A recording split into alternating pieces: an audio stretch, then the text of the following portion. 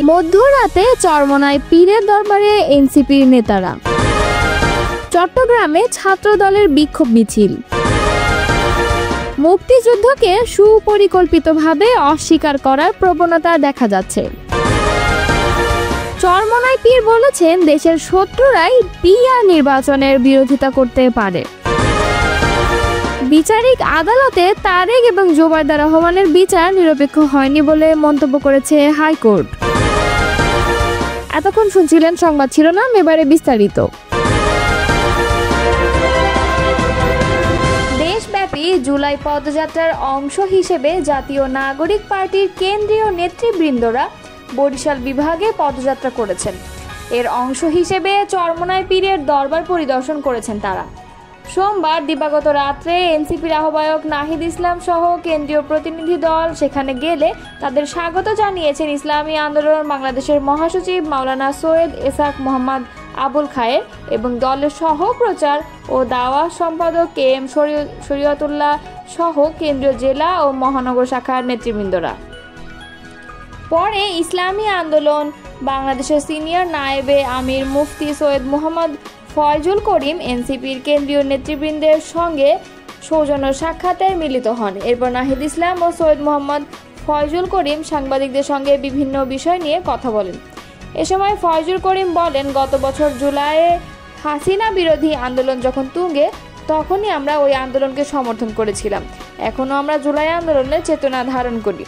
নাহিদ ইসলাম বলেন, জুলাই পদযাত্রায় আমরা যে এলাকাতেই যাচ্ছি সেখানকার ঐতিহাসিক স্থান কিংবা ঐতিহ্যবাহী প্রতিষ্ঠান পরিদর্শন করছি। সেই ধারাবাহিকতায় আজ আমরা চরমোনাইতে এসেছি। বিএনপির ভারপ্রাপ্ত চেয়ারম্যান তারেক রহমানের বিরুদ্ধে অব্যাহত ষড়যন্ত্র, মিথ্যাচার, অপপ্রচার, গুপ্ত সংগঠন কর্তৃক মব সৃষ্টির অপচেষ্টা, শিক্ষা প্রতিষ্ঠানে শিক্ষার সুষ্ঠু পরিবেশ বিনষ্ট করা এবং সারা দেশে আইন শৃঙ্খলা পরিস্থিতির অবনতির প্রতিবাদে চট্টগ্রাম মহানগর ছাত্রদলের বিক্ষোভ মিছিল অনুষ্ঠিত হয়েছে। সোমবার চট্টগ্রাম নগরীর ওয়াসা মোড়ে চট্টগ্রাম মহানগর ছাত্রদলের আয়োজনে এই বিক্ষোভ মিছিল অনুষ্ঠিত হয়।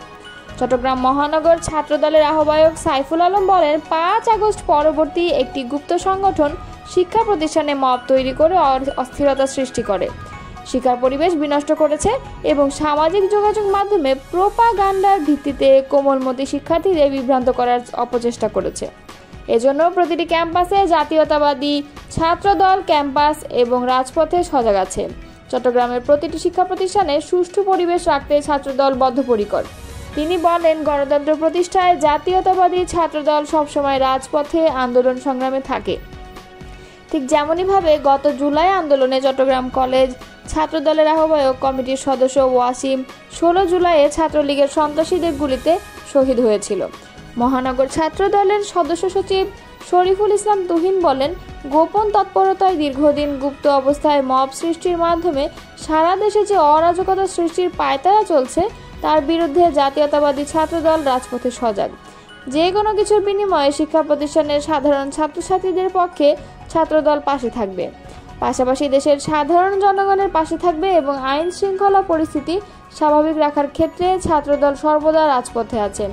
দেশের গণতন্ত্র ফিরিয়ে আনতে ছাত্রদল বিগত 17 বছর যে আন্দোলন সংগ্রাম করেছে, অতীতের মতো ভবিষ্যতেও রাজপথে থাকবে।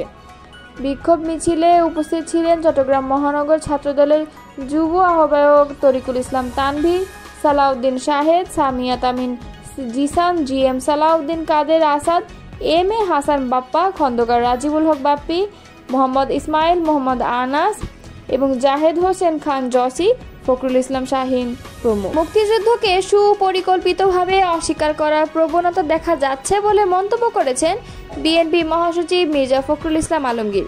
তিনি বলেন, মুক্তিযুদ্ধের প্রশ্নে আমাদের কোনো আপোষ নেই। সোমবার রাজধানীর ইঞ্জিনিয়ারিং ইনস্টিটিউটে গণফোরাম আয়োজিত দলটির সভাপতি বীর মুক্তিযোদ্ধা মোস্তফা মহসিন মন্ডুর স্মরণ সভায় তিনি কথা বলেন। বিএনপি মহাসচিব বলেন, যারা 1971 সালের মুক্তিযুদ্ধে স্বাধীনতায় বিশ্বাস করেনি তারা এমন এমন কথা বলছে যে প্রশ্ন এসে যায়, আমরা কি 71 সালে মুক্তিযুদ্ধ করেছিলাম? নির্বাচন পিছিয়ে দিতে চক্রান্ত চলছে এমন অভিযোগ করে মির্জা ফখরুল বলেন, দ্ব্যর্থহীনভাবে বলতে চাই, আমরা অত্যন্ত আশাবাদী। লন্ডনে আমরা আলোচনা দেখেছি, ফেব্রুয়ারির মধ্যে নির্বাচন হওয়ার সম্ভাবনা আছে। তিনি বলেন, যতগুলো কমিশন হচ্ছে সবগুলোতেই আমরা আমাদের প্রতিনিধি পাঠাচ্ছি নিয়মিতভাবে, কিন্তু একটা মহল বলছে বিএনপি নাকি সংস্কারের বিপক্ষে। শোক সভায় সভাপতিত্ব করেন গণফোরামের ইমেরিটাস সভাপতি ডক্টর কামাল হোসেন। অনুষ্ঠানে আলোচক ছিলেন স্থায়ী কমিটির সদস্য আমির খসরু মাহমুদ চৌধুরী, নাগরিক ঐক্যের সভাপতি মাহমুদুর রহমান মান্না, বাংলাদেশ জাসদের সভাপতি শরীফ নুরুল আম্বিয়া, বিপ্লবী ওয়ার্কার্স পার্টির সাধারণ সম্পাদক সাইফুল হক, গণসংহতি আন্দোলনের প্রধান সমন্বয়কারী জোনায়েদ সাকি, সিপিবির সাধারণ সম্পাদক রুহিন হোসেন প্রিন্স, বাসদের সাধারণ সম্পাদক বজলুর রশিদ ফিরোজ এবং বাংলাদেশ মহিলা পরিষদের সভাপতি ফৌজিয়া মুসলিম প্রমুখ।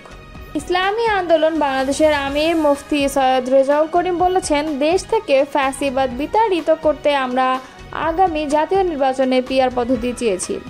শুধু দেশের শত্রু, মানবতার শত্রু, ইসলামের শত্রুরাই পিআর পদ্ধতি নির্বাচনের বিরোধিতা করতে পারে। সোমবার বিকেলে কক্সবাজার পাবলিক লাইব্রেরি মাঠে ইসলামী আন্দোলন বাংলাদেশ কক্সবাজার জেলা শাখা আয়োজিত জনসভায় প্রধান অতিথির বক্তব্যে তিনি একথা বলেন।